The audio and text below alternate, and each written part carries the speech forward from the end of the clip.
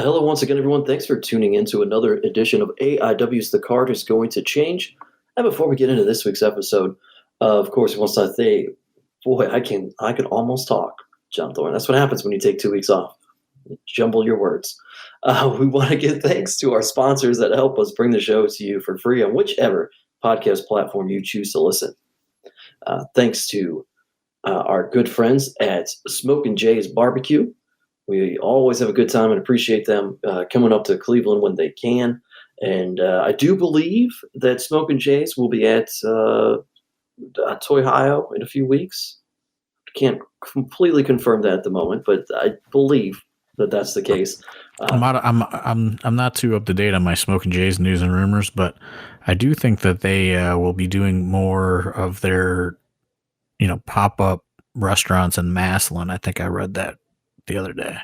Oh, there you go. Well, hey, if you want to keep up with it, just follow them on social media at Smokin_J's BBQ on everything social media, and you can catch up on everything that they are doing, where they'll pop up next. Thanks to SmartMark Video and their merger with IWTV, watching AIW has never been easier. You can go to smartmarkvideo.com, and if you're a fan of the physical media, purchase any AIW show that has ever come out on DVD or digital, all available for you right there at smartmarkvideo.com. You can also join independentwrestling.tv, use the code ABSOLUTE so they know that we sent you, and you'll get not only a rotating archive from AIW shows, past and present, but also countless other independent wrestling promotions as well, along with archived interviews with different people. There's a whole lot of fun stuff on there aside from just modern current wrestling as well. So, all of that being said, we roll into this week's show.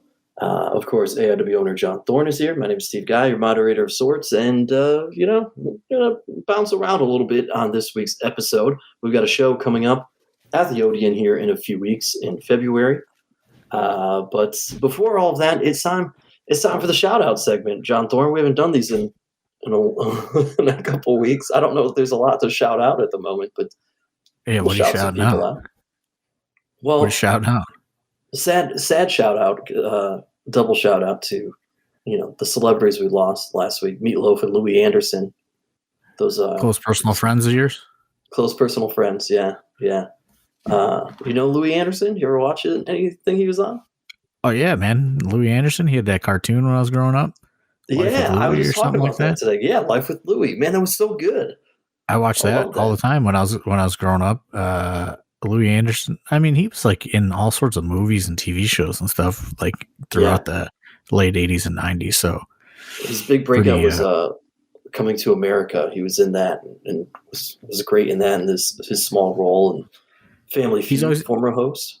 As somebody that does not frequent too much stand-up comedy, but I do frequent a lot of stand-up comedy documentaries. Louis Anderson was always a talking head in many comedy documentaries or like TV documentaries, like not official film documentaries, you know what I mean? Just like shows about stand-up comedy with talking head things. Louis Anderson seemed to be on all of those. Yeah, he's, because he's the kind of guy similar to when Bob Saget passed away. Louis Anderson is someone that was like very beloved by a lot of comedians and peers. A worker's worker, it would seem. Yeah. Everybody really just truly enjoyed him. And, he could just kind of be friends with anybody. And that's why he knew all these stories and he pops up in all those documentaries because people just enjoyed having him around. That's what I mean. That's why I like watching those stand-up comedy documentaries, because there's so many parallels between independent wrestling and the camaraderie between stand-ups and and wrestlers. It's all very similar in the fact that behind the curtain, so to speak, is like I know fans think it's like this mystic world that it's not, but what it really is like kind of this like force field of like friendships that are are formed behind that curtain or that imaginary wall or whatever. I think wrestling and stand-up comedy are very similar in that respect. Yeah. I'm going to throw a shout out to you and the office chat, because you guys have been talking about Righteous Gemstones for so long, and Are you finally on board? I finally took the dive. I'm 5 episodes in now. It's such a good show, man. Season one. Season one still right now, but such a good show. Yeah, I'm not. Season 2 is airing currently, so I'm up to date. I just watched the newest episode yesterday. I love, I'll give a shout out to Danny McBride, a true genius in film and television. One of a kind of this generation. Also responsible for the Halloween remakes, Danny McBride. I don't know how many people put that together, but I didn't know that. Yeah, Danny McBride wrote and produced the trio of Halloween movies. The last one is coming out, I think, this October, but all of the new Halloween movies since 2018 last year, and then this year, they were all written and produced by Danny McBride and his writing partner, David Gordon Green. It's kind of like way outside of their, realm of things that they, typically worked on together. But, little interesting fact. I mean, it's not that interesting of a fact. I think a lot of people know it, but if you're not really in tune with, the horror end of things, I don't think people realize that Danny McBride is the one that is producing the new Halloween movies.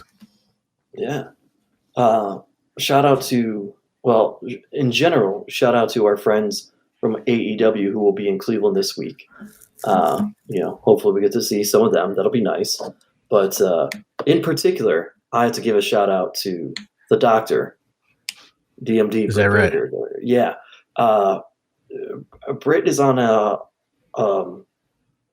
streak lately of hanging out with people that are on my list of people to just kind of hang out with. She has been hanging out with at these cons, like the Comic Cons. She does these cons, and then she'll before she posts the stuff on social media, she'll send me the stuff, and I'm just like, what the fuck? Her and Martin Cove, Sensei John Kreese, that one was from a while ago. Who I guess she was trying to get him a gig in AEW, but it didn't line up because of Cobra Kai. But she's hanging out with David Koechner, who if you've watched Saturday Night Live, you know who he is. If you ever watched The Office, he's Todd Packer. I love him from Anchorman as well as Champ. Oh yes, so I think that they have the same agent. So all the people that are represented by this agent that gets her on all these cons, she has a special convention agent. Mm-hmm. I think he represents a lot of these people. So they all kind of get together after the fact, or, go out to a bar or whatever. Yeah. But, I'm not an Office person. I don't know anything about The Office, but I know that she hung out. She was with some girl from The Office that's pretty famous a couple months ago. And, Ron Perlman, she showed me pictures of Ron Perlman with the belt, the AEW belt, and Meatloaf. I mean, R.I.P. Meatloaf, right? He had one, she hung out with him. But yeah, she's, the wrestling stuff is cool, but I would love to just be, in that business of signing at these conventions with all these kind of obscure celebrities. Right. And last week, she appeared on Nick Cannon's daytime talk show. And and she put him in the finisher. Yeah. I'm just going to say Drumline is one of my all-time favorite movies. So big Nick Cannon fan over here. That's not true. That's nobody's favorite movie. It's one of my all-time favorite movies. Drumline? Drumline, dude. I don't believe that. Guilty pleasure, man. I've never seen it, but I don't believe it at the same time. Well, you should watch it, starring Nick Cannon, Zoe Saldana, Orlando Jones. You remember him, the 7-Up guy? Make 7 up yours. Is that Joanna He's Man? in it. Who's Joanna Man? Oh, we ran into Joanna Man at somewhere. Oh yeah. I forget who Joanna Man is. I'm gonna look this up while we do this. Joanna Man was. Oh no! Are you thinking of Tommy Davidson? No, that's not Joanna Man. Joanna Man was also in Friday the 13th Part 5. Joanna Man. I don't remember. The guy that played Joanna Man, when AIW, we did in 2007, we did a show WrestleMania weekend in Detroit. Yeah. And we were downtown looking for a bar to watch WrestleMania at. Biggins went to WrestleMania. I did not. And we were in a bar and it was really busy. And Joanna Man was in there. And he just walked by and we're like, Joanna Man. And Miguel he was very Nunez. He was very happy to be recognized. Miguel Nunez is what it says. But hell yeah. So shout out to the doctor, just hanging out with all these cool people, man, that I would hang out with. She's doing great there. Yeah, so AEW is this Wednesday. It is at the Wolstein Center. Unsure if I will be in attendance or not. To be determined. Ooh. To be determined. I'm sure you know somebody with tickets. I don't know. It's a hot ticket, I guess. I guess it's a pretty hot ticket, so we'll see what happens. Derek Dillinger, I should say, wants to give Swoggle a shout out. Saw him over the weekend, I guess. So shout out to Swoggle from Derek Dillinger. He's coming back on the February 11th. I don't know what to do. I mean, I think he's just coming in to do commentary. I don't know. That's fine. I don't know. He just said, "Hey, I'm coming." And then he had a show. He had a show in Mississippi, and now that canceled on him. So now he's staying the whole weekend. He's doing Toy Ohio too. Oh, he wasn't going to do to Ohio? No, he was just like his Friday was open, so he was just coming to AIW, and then he was going to Mississippi, and now Mississippi canceled, so now he's just gonna do Toy Ohio. Okay, well, all right then. And so he's gonna spend Valentine's weekend with the AIW crew. I'm surprised no shout outs for you from David Arquette, huh? I know you guys saw the new Scream movie finally.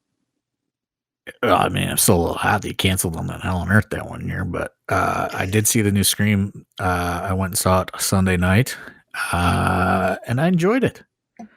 I wasn't sure what to expect, but Scream, just titled Scream, like not Scream 5, just going with the original title to confuse people, I guess.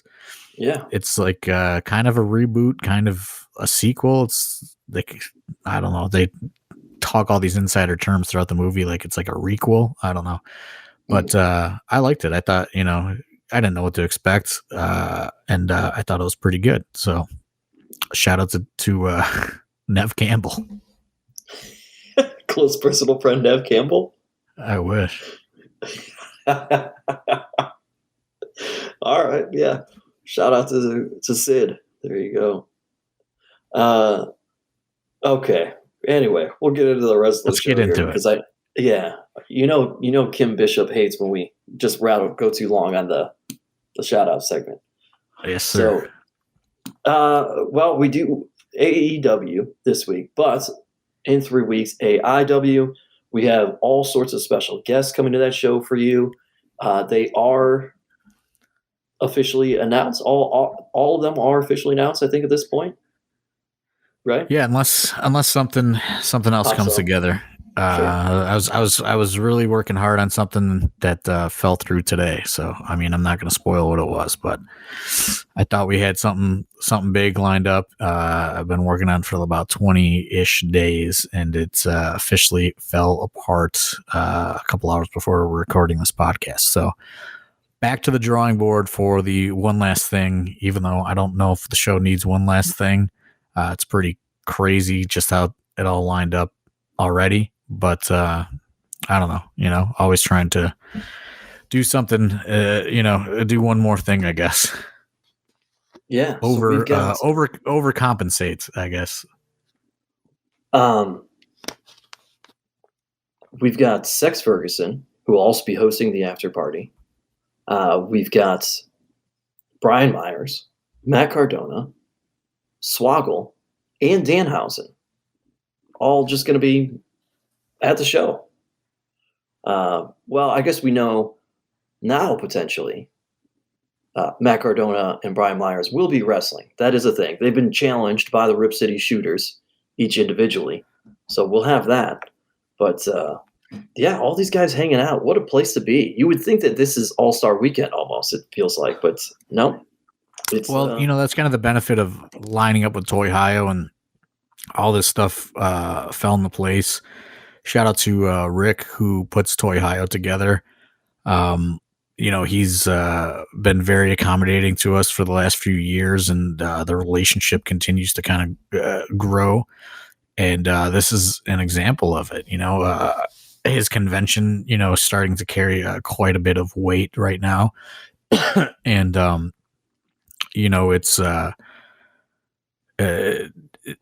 really kind of come together for us here, and this is an example of, what we can do if we work together on certain things. Obviously, we can't always, have this crazy of a lineup, but, like he had some things booked, and then, I reached out to Brian Myers, and he was available. And then I said, by the way, it's Toy Hio weekend, and then all of a sudden, Sex Ferguson is now, he's coming, and Sex Ferguson's coming, and then, the Swoggle stuff all fell into place. The Toy Hio thing is very enticing for guys and girls because it is such a huge convention at this point. I mean, they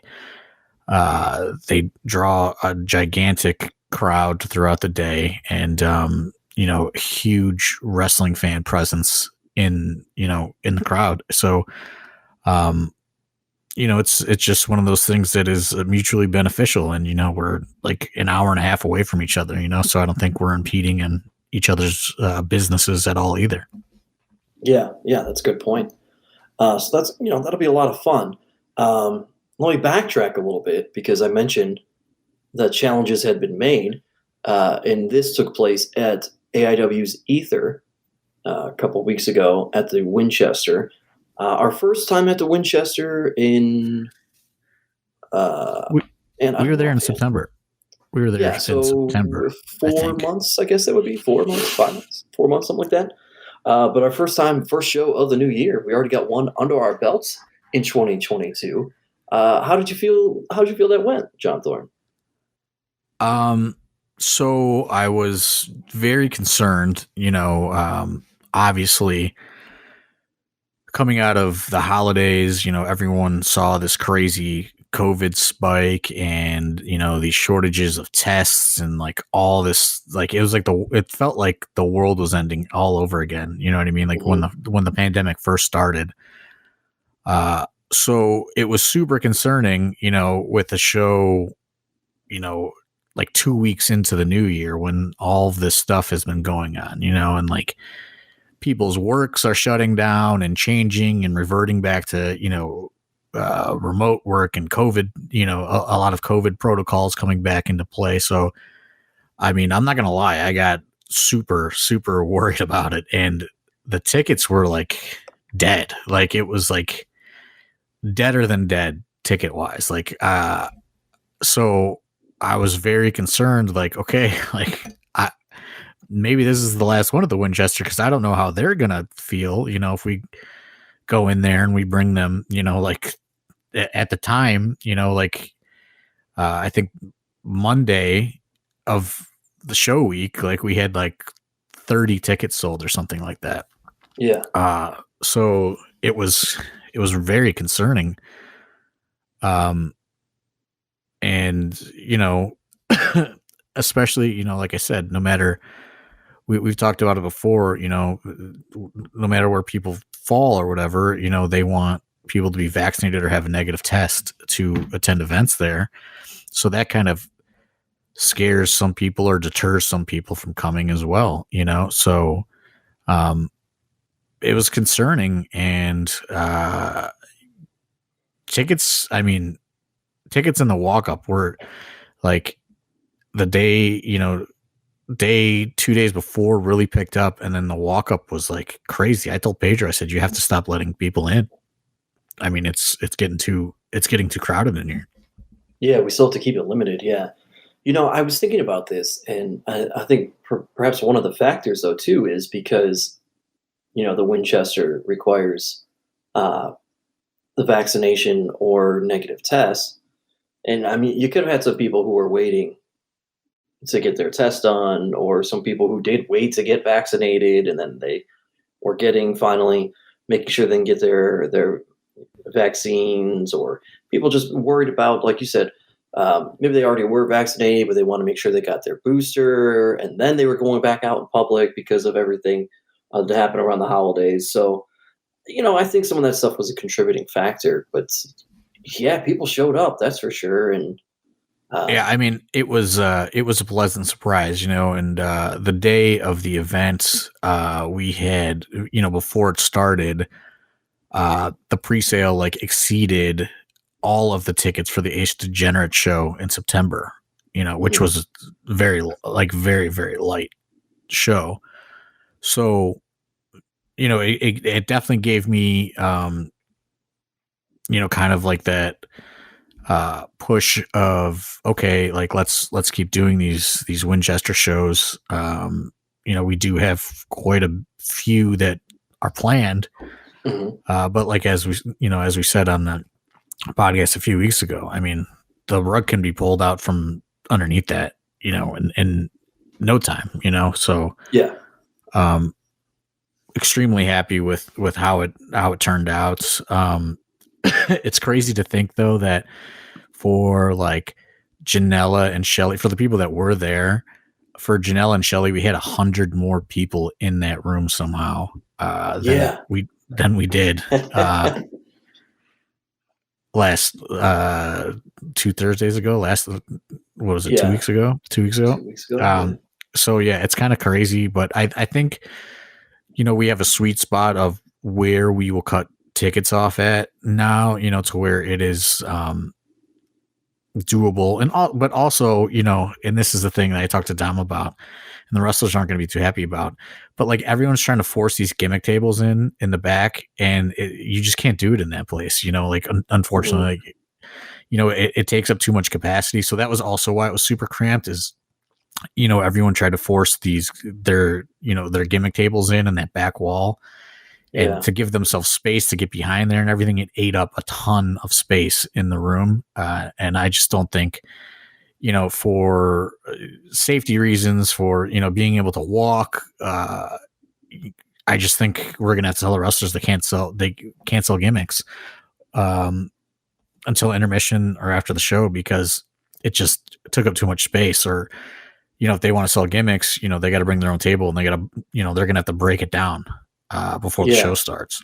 Yeah, maybe we do like right. If they can break it down and they can pop it up during intermission, then sure, that's great. Then but that's on you to set it up before, set it up during intermission, and potentially. And like, listen, like this is always like a contentious topic with wrestlers, and I get it. That's where they supplement most of their income, but it just doesn't work in that space, and unfortunately, it's like, do you want to wrestle, or do you want to sell t-shirt today? Like that's kind of what it boils down to, unfortunately, because that room, it gets tight in there so quick. And, especially because we're trying to accommodate everybody, we've experimented chairs, no chairs, standing, you know what I mean?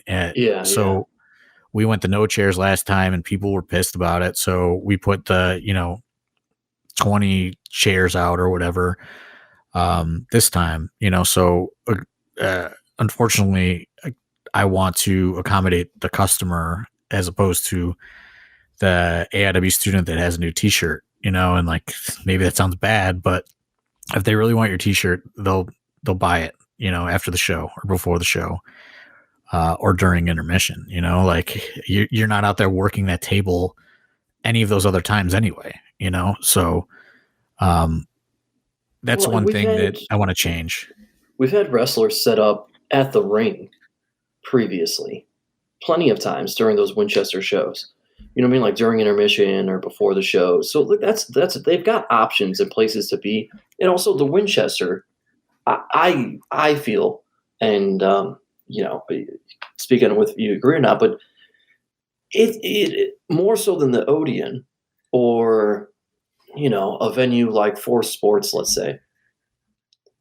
It's a venue that's a bit more inviting in terms of people sticking around for a while. Like the show ends and the bar is, you know, right there in the room, but it's a smaller venue, so it's much more. The vibe is much more laid back and very like hang out ish. You know, like hey, we're all just hanging out, and there's a wrestling show is going on, or like this is why we're hanging out. So people stick around afterwards. So those opportunities to sell merchandise after the show present themselves, I think, so much more at the Winchester than they do anywhere else. So, you know, guys and gals should still have that time to do so. Yeah, you know, it's just listen. Every wrestler, no matter what their skill level or level of popularity is, thinks they are the most popular wrestler in the world. That's going to get the biggest pop of the night and sell the most T-shirts and merch. So they all like run to get these tables. And it's like, you know, the same thing at the Odeon. Like I'll get to the Odeon and, you know, every table will be gone. And I'll say, hey, like, hey, where's the table for the fucking meet and greet? Where's the table for Matt Cardona, who's the champion, who is, you know, a gigantic attraction, you know, like, yeah. You guys have to, you know, if you guys want to sell T-shirts, you have to condense your space, you know, like, it's just one of those things that, you know, is unfortunately like you as a wrestler, you have to kind of understand your position and, you know, the Winchester, I just don't think that we can do those merchandise tables on that back wall anymore. I think it just ate up too much of the room. Yeah. Now, from a wrestling standpoint, I think that Ether certainly exceeded expectations, and I think that we keep raising the expectations in terms of how we feel the shows should go from a quality standpoint. I got to give a shout out. I, before you continue, I have to give a shout out to Pedro and Dom, because that ring has never been the same since, you know, it broke at that one Winchester show. Yeah.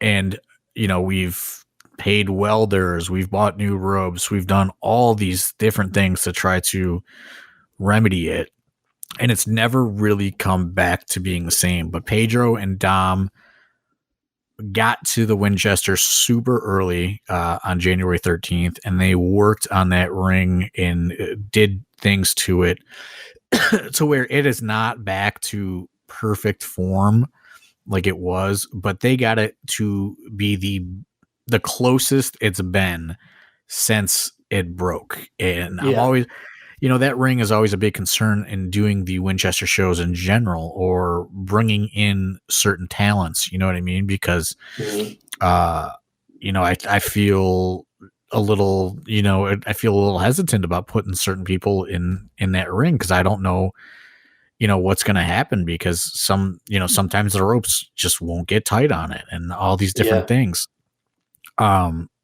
It was not perfect, but Pedro and Dom worked on it for hours to get it in shape, because, you know, I am one that just goes, well, fuck it. Let's just take the Winchester out of the rotation.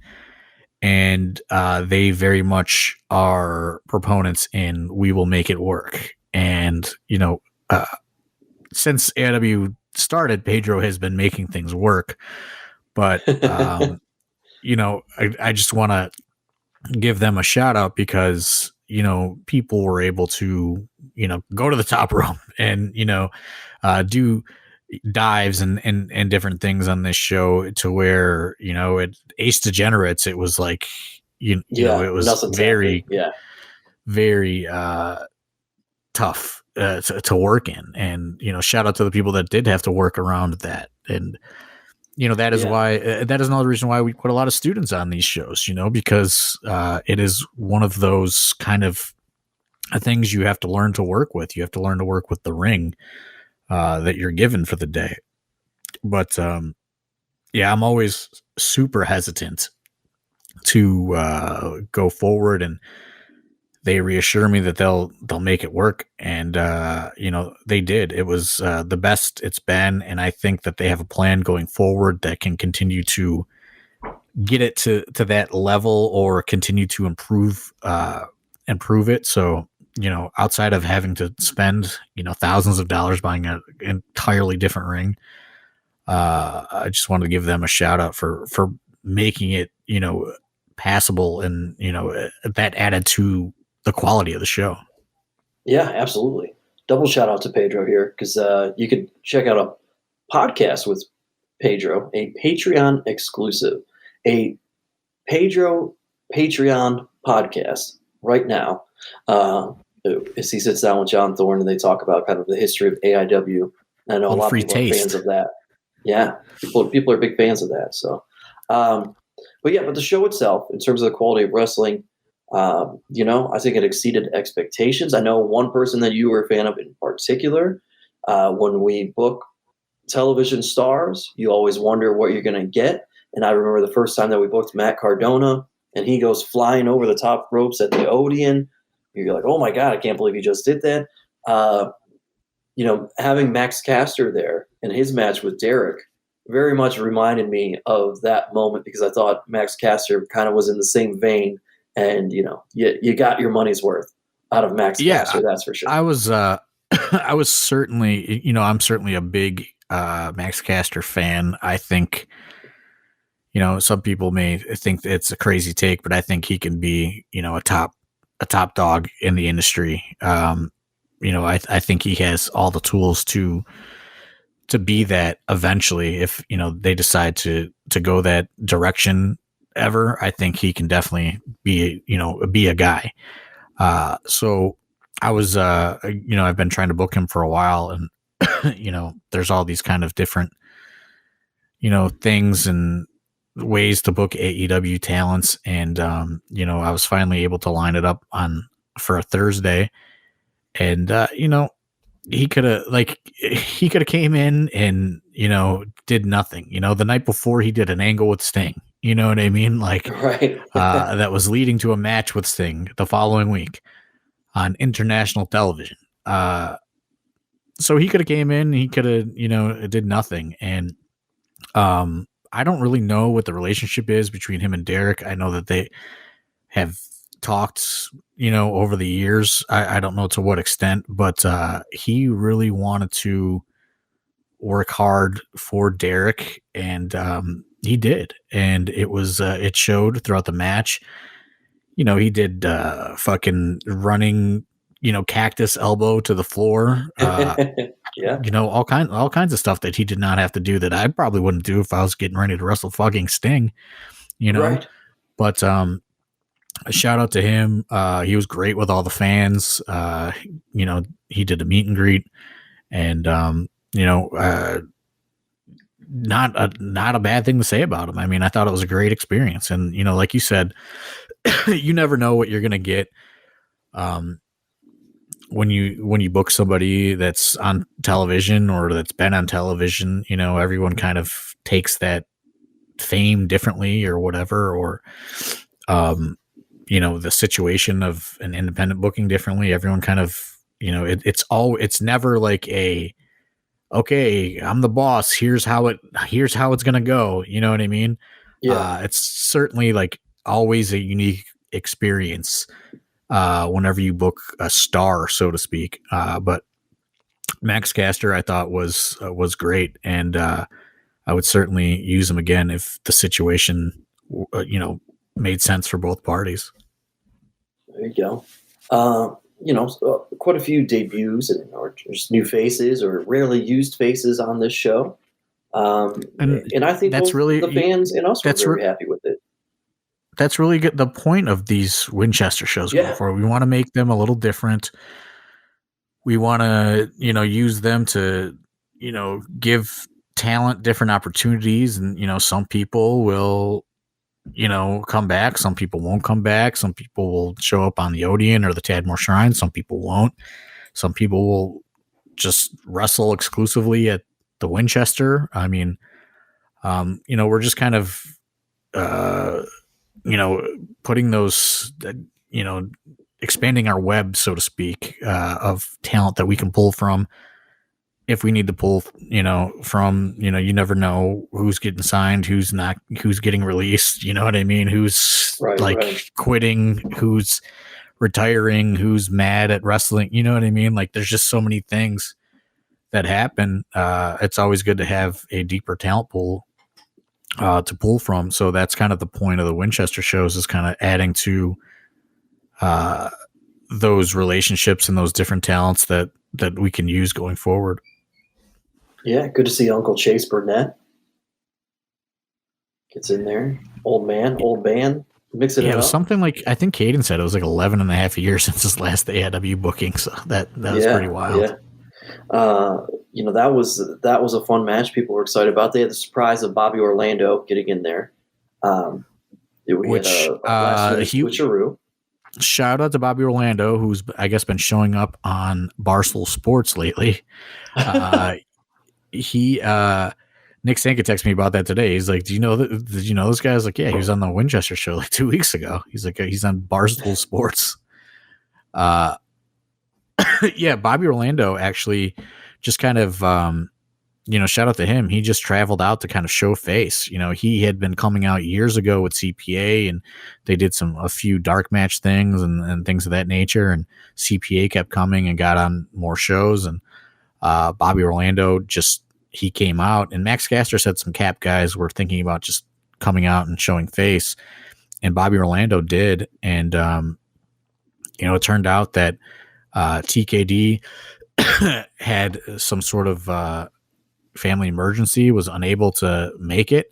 So a spot kind of opened up earlier that day. And, we kind of looked around to see who was available, and Bobby Orlando was there. And that's, and I don't want this to be an open invitation for every fucking wrestler that wants to work for AIW to just show up. But, he just happened to be there when something, fell through, and we looked and he was there, and we decided to, give him the opportunity. He had come years before, we were familiar with him. So, it's just kind of one of those right place, right time things. Yeah. And it worked out great. People were excited about that. A couple very hard-hitting ones on this show. Man, that Isaiah Broner and Zach Nystrom battle. Did you get to watch that in person? Were you preoccupied? No, I was there, and man, everyone is really gushing over Isaiah Broner, rightfully so. But Zach Nystrom, I mean, come on, you have to give it up for that guy for going out there and going through that. You know what I mean? It's one thing to and he dished it out too. You know what I mean? But he did. Yeah. to take that, to be on the receiving end of that, I think deserves just as much props as Broner is getting, and Derek Dillinger is a big advocate of Zach Nystrom. He's been doing a lot of shows in Pittsburgh these last couple months, and he is a big advocate of Zach Nystrom and Johnny Patch. So yeah, I mean, Nystrom is he's a big guy, and I think that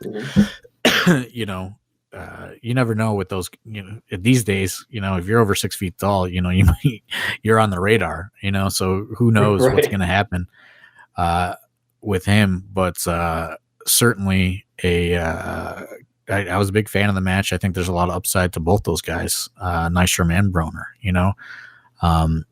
Broner, I think, is just a phenom at this point, though. I think that he is much like Kaplan. Isaiah Broner seems to be just an unstoppable force that can't be explained. You know what I mean? He has a gravitational pull, and everyone is about it right now, and I think, that is the benefit of the Winchester, that's the first time people saw Isaiah Broner was at the Winchester. You're going to continue to see him at the Winchester. He has found his way in, I believe the last Odeon show because of cancellation of some sort. He Kaplan, found his way in there. Oh yeah. Kaplan. Yeah. So, that's what I mean. Like it's good to kind of expand the web and have more people to pull from and have more established talents that our fan base is familiar with, maybe Isaiah Broner goes out at that Odeon and he doesn't have that Winchester appearance. People don't get it. You know what I mean? Mm-hmm. Mm-hmm. I think that's just kind of the benefit of the Winchester shows. Whiskers, big fan of Isaiah Broner back there.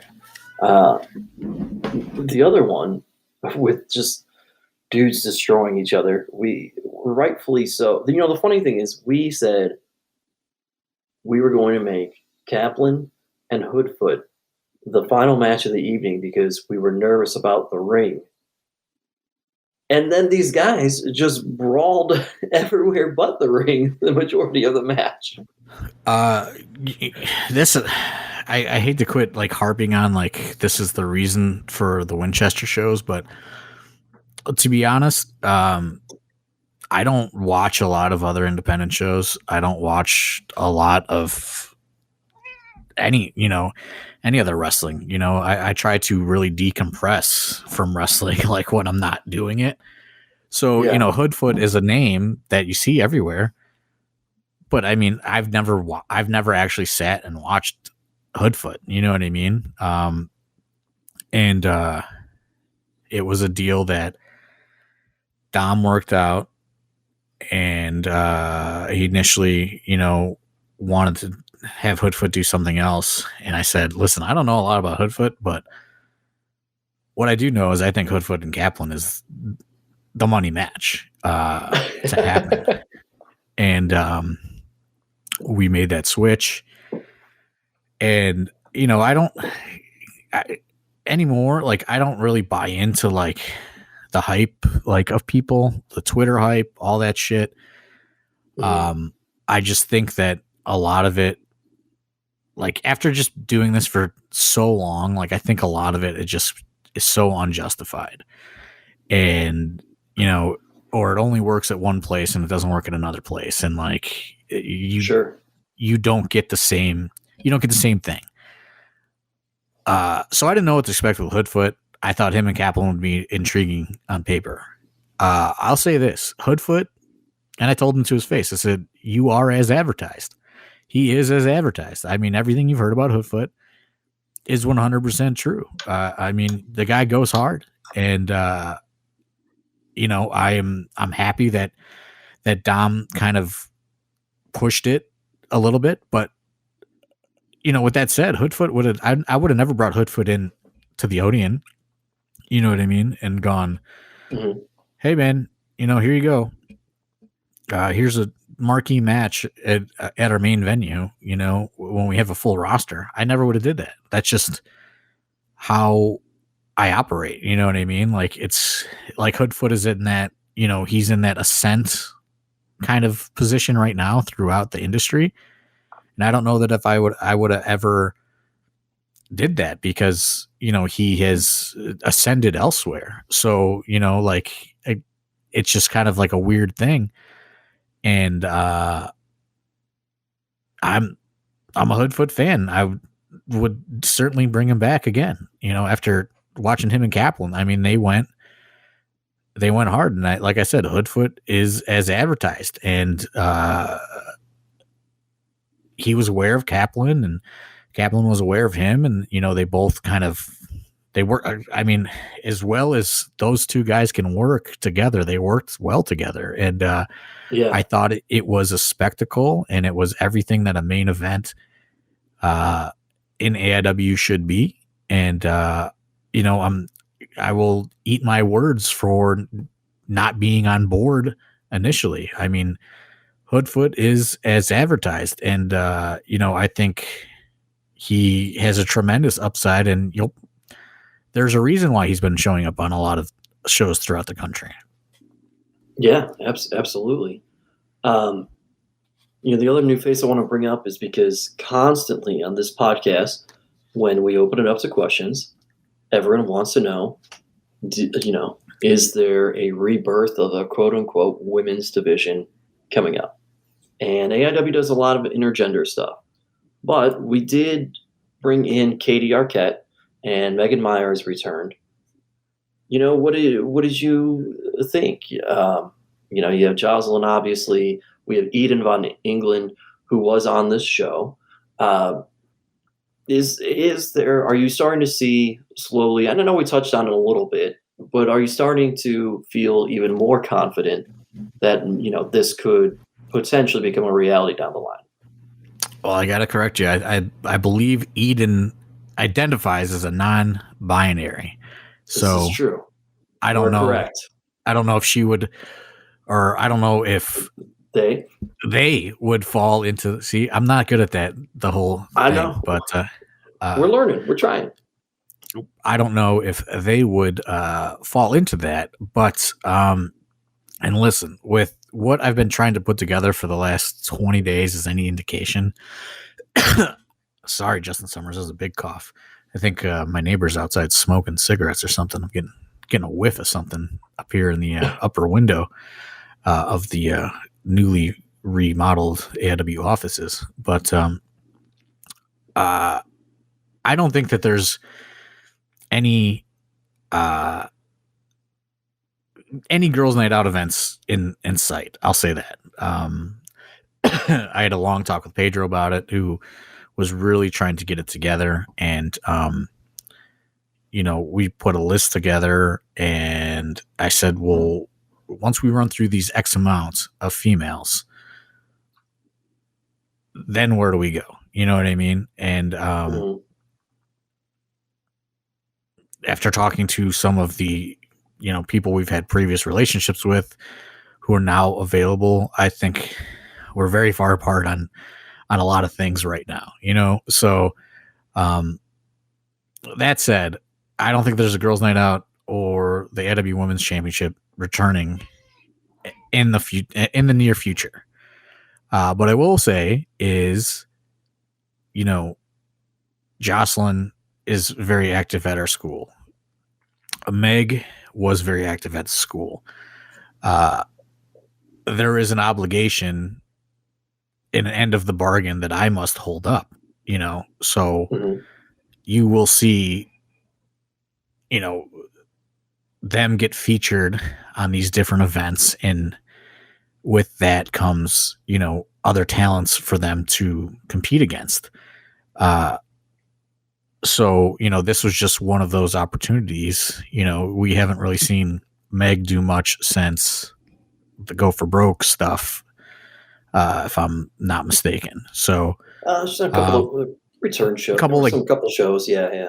Couple like dark match things and stuff like that. But she got in there with the Brazilian Giant Daddy. She did, yeah. But yeah, so it's just one of those things, and Katie Arquette has a lot of people who advocate for her. And as far as her doing AIW, it's just kind of, been wrong place, wrong time sort of thing, just not doing a lot of women's matches when she's been coming up. So, this just kind of worked out, and, I thought that they did great. Yeah. And, we won't run down the whole card. It's a lot of fun, a lot of very fun show, honestly, top to bottom. You can go ahead and watch it on AIW TV. It is available for replay already. That's AIW Ether. Before, we totally end this thing, and we, of course, went into the Discord and opened it up for questions, as we tend to do here on the podcast. If you ever want to be a part of that, and just in general conversation, all sorts of interesting conversations that constantly take place there in the AIW Discord. It is part of the Patreon tier. go to patreon.com/AI Wrestling. And I believe just the $5 tier gets you into the Correct. into the Discord. So and we've been typically throw it in there. Yeah. We've been I've been working on the Patreon, and I've been talking to Pedro about it, and I've been putting more content and trying to produce more content. I haven't been able to link up with Wadsworth yet to do the North Canton commentary tracks. However, I've been putting up matches without commentary from North Canton Street Festival in the $5 tier. There's been some extra podcasts that have gone up. We uploaded a preview in this feed last week of one I did with Pedro. That's going to be kind of an ongoing sporadic Patreon series of Pedro and I just kind of talking about Cleveland wrestling history and different things. And there's all sorts of special podcasts that drop on there all the time. I'm thinking of a way to kind of revamp the tiers to make sense, but it's a work in progress, and I do feel like we said a couple weeks ago, I do feel pretty motivated for 2022 and what we can do as a company if we continue to kind of work on these additional little things and kind of figure out a way to to bring it all together. Patreon is certainly a major factor of all that that we hope to grow going forward. So yeah, just a little plug ski for the Patreon. Some people just donate like $30 a month. It's pretty much a donation at this point because it was supposed to be something else. We're gonna have to revamp the tiers going forward though, and that's something that's I hope to have ironed out in the next few weeks. But check out patreon.com/AI Wrestling. All right, so we lead off with questions here. Interesting one here. Any interest in having the Ring of Honor title defended in AIW? No, not really. I mean, the Ring of Honor champion just comes in and beats whoever. You know what I mean? Like, it's not going to be. There's no chance of it being lost. Whenever there's like a defending the title, like, I mean, you know that person isn't losing. Yeah, with the exception of obviously like the IWTV the title, they'll showcase and that can be won or lost at various promotions. But yes, right. I mean, it's just I don't know. Like, I think it's a weird attraction. I don't know. Mm-hmm. Like he's just gonna come in and he's gonna, like, Jonathan Grisham's gonna lose the Twan Tucker. Like, I just think, I don't know. Like, if like ROH was like saying like, hey, here's a bunch of money, feature our titles. Yeah, maybe. But like, to just book somebody and pay them a bunch of money and have them like know that they're gonna win and your guy's gonna lose, like, there's no real rub there. I don't know. Yeah. Any interest in bringing in Bandito? I mean, I sent him an email. He didn't write back. So, I mean, there is interest. The interest is there. I mean, maybe, like, obviously, especially when all those guys like became free agents. I certainly inquired with a lot of people just to see. I just like knowing where everybody's at, price wise, to see if it's doable. I mean, maybe Bandito is not doable. I don't know. The AIW economy and other wrestling economies are quite different. So, I would have to see what it would cost and all that stuff from there. But I did reach out. I just didn't hear anything back. All right, this next question, I'm pretty sure I know one of the answers to. And they do not want you to include someone like Ultimate Warrior or Randy Savage just to book the most money off of. So this is like a personal taste kind of thing for you.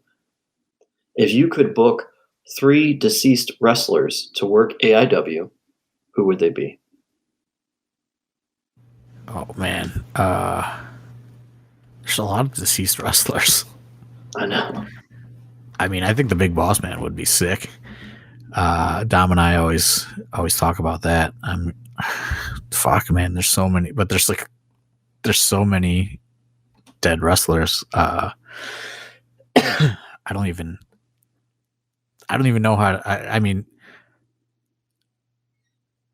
Bruiser Brody would probably be cool. That would also probably draw some money.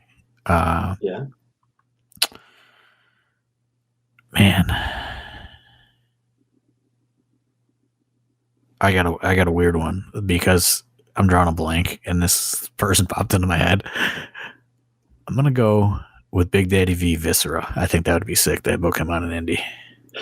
I mean, he did a shit ton of indies.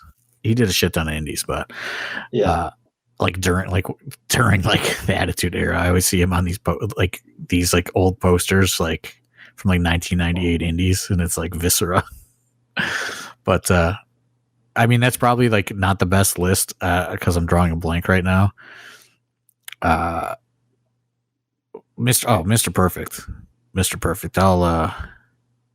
I'll take Viscera off for Mr. Perfect. In my head, I thought that you would maybe say Boss Man or Mr. Perfect because we've talked about it before. So I was waiting for those to come up. Yeah. I mean, and of course, this probably goes without saying, obviously, unfortunately, we would bring Tracy Smothers back. I mean, that's. Yeah, I mean. But I think that was a given. That goes without saying. Yeah. But yeah, there's so many. That's such a hard question to answer. Bruiser Brody is a good one. Because I think he's a guy that, while everybody remembers and they talk about, and there's that crazy history, when this question pops up, I think people immediately go to WWE, WCW. You know what I mean? Like they think, yeah, it's just easy to go that direction, and then they forget to maybe answer that. That's a good one. All right, A-Rose. Steve Guy, how is announcing pro wrestling different than your boxing experience? I could say, I'll tell you this, boxing is very much pretty cut and dry.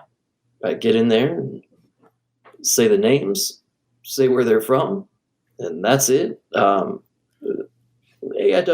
in wrestling is a little bit more pizzazz. A little pizzazz, yeah, a little bit. I was in the ring with referee Nick, and we're having to do some stuff or kill some time for something real quick or briefly. And at one point he looks at me and he's like, "You're really more of an MC than a ring announcer." And I was like, "Yeah, man. I mean, that's what it is here, So it's very different, but not different at the same time, if that makes sense. Man, why all these questions for me? What would President Steve Guy tell Steve Guy that started announcing 6 years ago? I don't know. Don't know. Yeah, I don't know. That's not. Yeah, you can't really. Once you get through the first one, you pretty much work the kinks out. Yeah, that's what it is. Is just there's not really anything you can tell yourself to work the things out. It's just you've got to work it out. You got to do it. Someone asked about that. They're like, "Hey, do you offer ring announcing training at your wrestling school?" It's like, I don't know, it's something you could train. You just do it. I will tell you this. There are some things. There are some little. Yeah, but you do it. Like you can either do it or you can't do it. Yeah, that's true. I mean, I'm open to giving people some tidbits and things, but yeah, at the end of the day, you can either do it or you can't do it. That's just the same. Like when people ask me, like, "Oh, how do I get started in comedy?" and blah, blah, blah. It's like, look, man, I can give you stuff, but there are theories, right, in stand-up where people are like, well, you just got to hit as many mics as possible, just keep getting up there, stage time, and you're going to be better. And that's not necessarily true, because you can go out there and you can do mics 7 nights a week, but still just not be funny. Like that. That's anything, right? You could just be not good at something, and that's okay too. Okay, this is a fun one. If IWTV did their Life of a Wrestler show on an AIW wrestler, who would be some of the most interesting people they could choose? Kaplan, for sure. I don't even know if there's I don't even know if there's a second answer. Kaplan would be interesting. I mean, who's second? I mean, Josh Bishop's got an interesting job in life. No, I don't think so. I think he would be a bad one. You think so? Yeah, it's just like it's just a regiment. It's just it is, yeah. It's just work out, eat, work out, go to bed. Yeah. People might like tuning into the PBs if he's getting those saxophone lessons and Jesus, saxophone, fucking and hula hoop and being in movies. I don't know if that's his life. I don't know if that's his life or if he just does that for Facebook. You know what I mean? I mean, I don't know. I'm certainly not hula hooping on a fucking Tuesday night. I'll tell you that. I don't know. I mean, Kaplan's Kaplan's the answer. Kaplan's the answer. Yeah. I don't know. I know there's some people, but yeah, I don't know who else. It's Kaplan. I mean, that's it. From a totally different perspective, maybe Eden Von England, because she's like in that medical field. You know what I mean? So like if you're into some of that stuff, like there could be some very interesting things there. But I mean, the answer is Kaplan. But I'm just, because it's I'm just trying to think what everybody does, and like who's got some interesting life experiences outside of that. Certainly, you're not going to follow 9 to 5, right? That's not going to be a thing. Yeah, it's Kaplan. That's it. Yeah, Kaplan's got the most obscure life, for sure, and hobbies. Yeah. Everyone else is like pretty, like they say wrestling's like full of eccentrics, but like the AIW school is pretty like level-headed, and like there's a few like little ticks here and there, but like for the most part, like they're all pretty level-headed, and I don't want to say they're not interesting. They're like not interesting in a good way, For obvious reasons, even though it's not AIW Academy, but he's AIW main roster, I'd throw Swoggle in there. I think there's a lot of people who would be intrigued, if you go there, following that life. If you go, I was looking more at the core locals, but I mean, like, then you have to go Fonzie or somebody like that, Oh my God. Follow Fonzie with, the alligator videos that he sends. Yeah. I mean, that would be one, for sure. He's nuts. Yeah. Fonzie would be a good follow for that. And of course, as always, we get the question of, is there a desire for you to wrestle more in 2022 thanks to your performance in December? No. Every time I feel like it's a good last one until it's not. But I've never felt comfortable wrestling ever, except for that last one in December. So, I mean, I think that's a good one to end it on. I mean, maybe, I say never a lot, and then I get talked into it, but I like that. I like that one a lot. And it was fun, and I was in there with all my friends and Mikey Montgomery. So, if Mikey Montgomery's the worst of it, it's not that bad. I thought it was pretty good. It was good. It was entertaining. Yeah, you get to, you're in there with your friends. Could have did without the birthday celebration though. That one, I don't know how this was maneuvered, but I didn't even know Pedro and Swoggle had each other's phone numbers and how they came up with this plan. But I was not happy about that. Usually when Swaggle wants something, um, I get a text, or if he wants to run an idea about you But they had before going to you. Yeah, they had a cake spot me. called and every. I did not even agree to wrestle until like 6 p.m. that day, and they had cakes and spots called for me and the Duke before I even agreed I was gonna do the match. Yeah, That's what blew my mind, because I didn't tell them I was gonna do it, and they're like, "Oh, do you have your stuff?" And I was like, "Yeah," but they had already had all this stuff, they did. obviously, in Well, motion. it's not like they baked the cake at the Odeon. Right, the doors were already open by the time I said, "Yeah, I'll do it." They when Pedro showed up at Gorilla with those cakes, and it was explaining to me what was going on, Dom and I both were like, "Oh, he's going to hate this," and even Pedro said, "Yeah, he's going to hate me."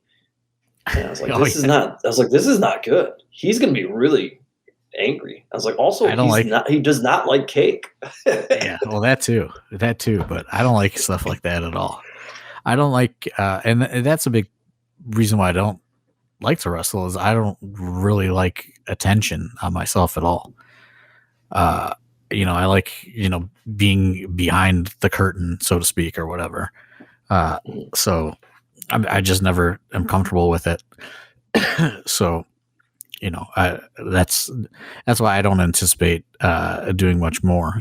When I did it consistently, it was out of like necessity to sell tickets, because I just had a lot of real life friends that I could get to buy tickets and support this company I was trying to get off the ground.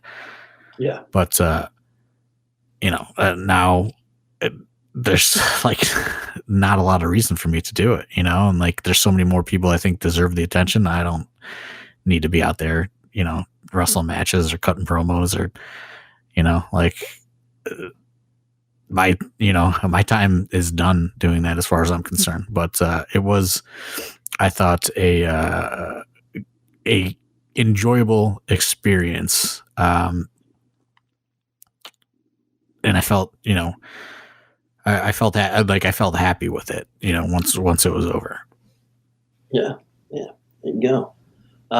Well, look, hopefully you folks enjoyed this podcast. Again, check out AIW Ether on IWTV. And as we wind things down, a reminder, February 11th, we are at the Odeon. There is a slew of special meet and greets going on there. Tickets still remain. There are some still left. We are limiting capacity here once again. Shop.aiwrestling.com. We've got some second row seats available and some stage seating, right? Stage general admission, which is, there's only 16 of those tickets available. So you're either going to be in the second or the third row on the stage. That's it. There's no standing or anything like that. I think people are kind of get tricked by the, general admission. Maybe I have to revamp what I title those tickets, stage general admission. But yeah, there's only 16 total seats. Yeah, so it's just second or third row on the stage, and quite frankly, the stage seats are like for your money. Those are some of the best seats at the Odeon for watching the shows. Yeah, I mean, I think I think the stage seats are the best seats. So yeah, there's only 24 total seats on the stage, 8 in the front row, and then 16 in the second or third row on the stage, just to clarify that. But yeah, so there's only 24 total seats on the stage, and you're guaranteed a seat. As of right now, we've cut general admission off. So there's some second row and some stage general admission seats left, and that's it. And we'll reassess probably, in a week or two, to see where we're at on things, because things are constantly evolving and changing, and you don't know. I'm concerned, maybe there's some restrictions maybe coming down with how things have been going in Cuyahoga County. So we'll see. So as of now, we're setting it up for 175, and maybe we'll open up more. Maybe we won't. I don't know. We're going to see how it goes. There you go, folks. There's your answer. And we've answered all sorts of things for you and talked about a lot of things throughout this episode. And hopefully you all enjoyed it. For John Thorne, my name is Steve Guy. We'll talk to you whenever we talk to you next, right here on AIW's The Card is Going to Change.